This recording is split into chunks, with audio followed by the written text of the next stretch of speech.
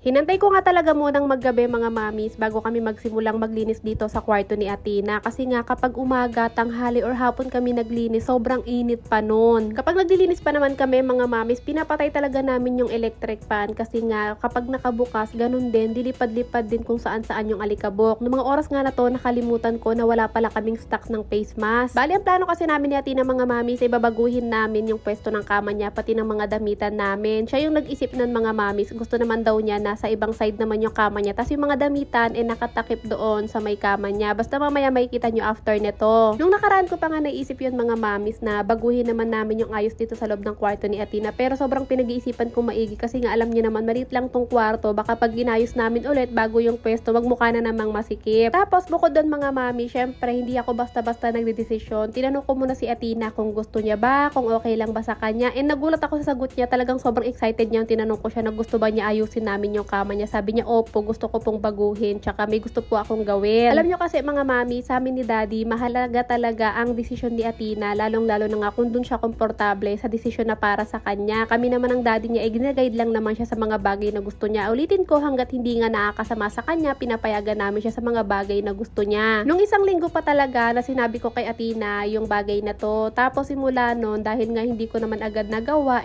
ulit-ulit na siyang nagtatanong sa akin kung kailan daw lilinisin yung kwarto niya, kung kailan daw kami mag-aayos ng kwarto niya. Alam niyo kasi mga mamis, itong si Athena, kapag meron kang sinabi sa kanyang isang bagay, tapos na-excite siya, hindi mo siya binigyan ng date kung kailan yung gagawin na yun, paulit-ulit talaga siya magtatanong hanggang bigyan mo siya ng date, ng oras kung kailan gagawin yung bagay na yun. Syempre ako mga mamis, alam niyo naman, hindi talaga ako makapagbigay sa kanya kung kailan yung araw na maglilis kami ng kwarto niya kasi nga, di ba, paputol-putol ako kung maglinis. Minsan unahin ko muna maglaba, tapos konting linis, tapos pahinga ulit ng ilang araw, tsaka ulit ako kikilos. So anyway mga mami, sa ingat na ilabas na namin ni Athena yung mga ibang gamit pati yung mga damitan namin. Bali ang natitira na nga lang itong kutsyon tsaka yung bed frame ni Athena, tapos yung mga ibang box na nasa ilalim ng kama niya. Tapos may konting gamit pa dun banda sa sulok na hindi lang nakikita or hindi lang nakahagip ng camera. Pinagpahinga ko nga muna si Athena mga mami, sabi ko dun muna siya sa sala. Tatawagin ko na lang siya pag kailangan ko siya kasi nga nakapating electric fan dito sa kwarto at sobrang init talaga. Hindi lang kita sa camera pero parehas kaming sobrang pawis na pawis na. Nagpagpag at saka nagbawas na rin kasi talaga ako ng mga alikabok at saka agyo. Ginamit ko na lang yung walis mga mamis, hindi na ako gumamit ng vacuum kasi nabibigatan ako, mga ngalay lang yung mga braso o kaya sabi ko itong walis na lang para mabilis nga lang. Buti na nga lang mga mamis, nung April bago yung birthday ni Athena, nakapag-vacuum si daddy kaya hindi pa ganun kadami yung mga agyo at saka alikabok. Konti lang kaya naman natanggal ko agad. Tapos nagwalis-walis lang din ako kasi hindi naman madumi yung tiles. Nung natapos na nga ako magwalis sa kabilang side mga mamis, sinusog ko naman itong bed frame ni Athena at dito naman ako sa kabilang side sa ilalim ng frame niya or bed frame niya ako magwawalis. Dito medyo maraming alikabok mga mamis kasi ito talaga matagal tong hindi nawalisan. Alam niyo ba mga mamis, gusto ko talaga sanang papinturahan itong unit na tinitirhan namin kasi nga kung nakikita nyo naman talagang naluma na at nagbe-fade na rin talaga dahil nga ang tagal na rin namin nakatira dito. Dati kasi nung bagong tira kami dito talagang bagong pintura lahat to at hindi ko rin alam bakit kusa natatanggal yung pintura. Kaya lang mga mamis, dahil nga hindi naman kami may-ari nito at nagre-rent lang kami dito, hindi ko talaga magalaw-galaw ang pintura nitong unit na to. Feeling ko naman mga mamis, kapag nagsabi ako sa may-ari nitong apartment na inupahan namin, papayag naman sila na pa-repaint ko ulit to or papinturahan pero same color pa din para magmukhang bago ulit. Yun nga lang, syempre hindi nila to pwedeng ipagalaw sa ibang gumagawa kasi meron silang mga sariling tauhan. At bukod doon mga mamis, hindi rin namin maano yung mga ibang tauhan nila kasi nga busy din sila dahil lagi silang may mga project sa iba-iba. Kaya wala talaga ako ibang pwedeng gawin mga mamis kung hindi hayaan na lang. Mahalaga naman, sinisigurado ko na malinis lagi yung bahay namin. Ay mali, hindi pala lagi kasi nga may time na madumi to, may time na magulo. Nagpapakatotoo na ako sa inyo mga mamis kasi baka mamaya naman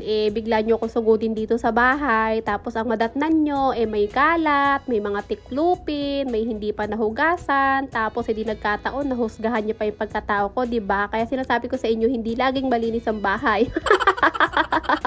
So yun nga mga mamis no, nabago ko na yung pwesto ng kama ni Athena. Bali yung sasabi ko sa inyong bed frame ni Athena mga mamis, folding bed lang yan, nabili ko lang yan online, nasa 1,000 ata. Tapos yun, diyan ko na pinatong yung kutsyon ni Athena, kaya nagmukha na siyang kama. Actually mga mamis, diba dati, ganito rin talaga yung ayos ng kama ni Athena. Pero kasi dati, wala pa siyang bed frame na talagang nasa sahig lang or nasa ibaba lang ng tiles itong kutsyon niya. Pinagkaibahan lang kasi ngayon, meron na siyang bed frame o folding bed, kaya mas mataas na yung kutsyon niya ngayon. Nung nakita na nga ni Athena mga mamis na nabago ko na yung ayos ng kama niya, pumasok na siya dito sa kwarto at siya na nga nagsabi kung paano yung ayos ng mga damitan. Kaya naman naman ito, nagtutulungan na nga kaming dalawa, maghatakan at magtulakan itong mga damitan. Hindi naman mabibigat tong mga mamis, magagaan lang tong mga to, pero kailangan namin magtulungan para nga hindi kami masyadong mapuwersa at hindi kami masyadong magparatulak at parahila.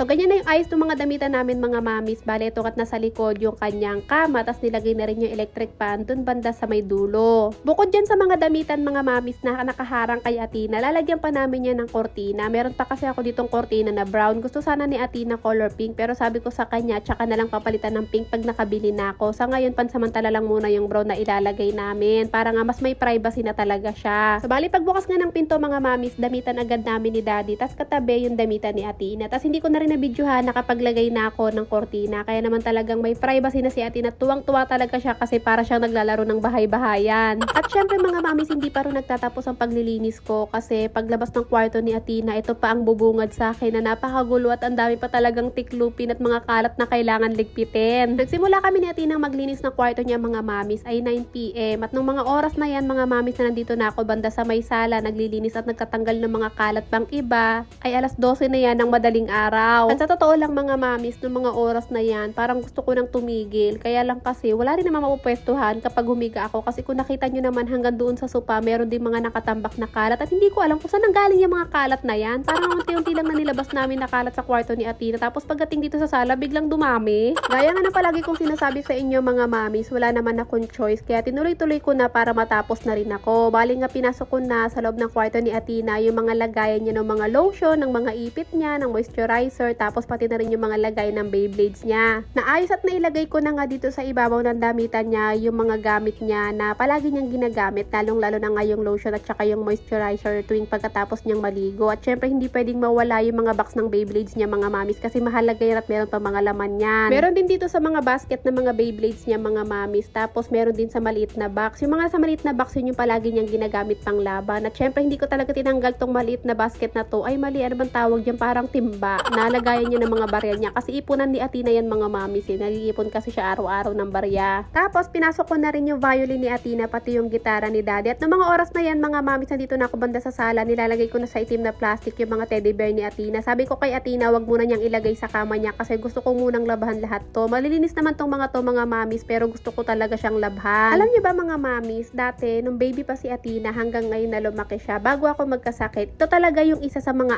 amats ko, yung labahan ng labahan, yung mga teddy bear, mga laruan ni Athena, pati nga yung mga damit niyang hindi na nagagamit na nasa damitan lang, lalaban ko ulit yun mga mamis isang beses sa isang buwan. Ganun talaga ako mga mamis kahit dati pa, ang hilig ko talagang maglaba ng mga teddy bear, mga laruan ni Athena at mga lumang damit niya. Lalong-lalo na nga mga mamis yung mga unan namin dati, hindi lang basta yung punda tsaka yung cover, pati yung laman ng unan dati nilalabhan ko yan. Actually, pati yung kutsyon namin dati mga mamis, naku nilalabas ko yun, sprayan ko yan ng may sabon, tas ng downy. Pero ngayon wala na mga mamis, hindi ko na magawa ngayon yung mga dati kong ginagawa. Kasi sobrang nakakapagod talaga yun mga mamis eh, kung gagawin ko pa din yun at baka talaga magulat na lang kayo, bigla na naman ako na-admit. So anyway mga mamis, habang naglilinis ako, si Daddy nagulat ako, biglang dumating. Sobrang aga niya, mag-aalauna dumating siya, kaya naman naabutan niya pa rin ako naglilinis. Ayun, tinulungan niya na ako. Tapos habang naglilinis si Daddy, ako naman nagluto na ako dito ng ulam namin. Bigla kasi ako nagutom mga mamis, tapos tinanong din namin si Athena kung gusto niya kumain, sabi niya opo daw. Total naman hindi pa kami inaantok at mga pagod pa kami. Sabi ko nga, lulutuin ko na nga atong adobong sitaw. Sakto naman nakabili na ako ng chicken breast. Si Daddy habang naglilinis, sinabihan ko siya na after niya maglinis siya na magsaing, ako na magluluto ng ulam. Pagkatapos maglinis si Daddy mga mamis ng karat, hindi ko na nabidyohan habang pinapakuluan ko yung sitaw, nakapagsalang na rin siya ng kanin. Sakto naman naluto na rin tong sitaw, antayin na lang namin maluto yung kanin para nga makakain na din kami.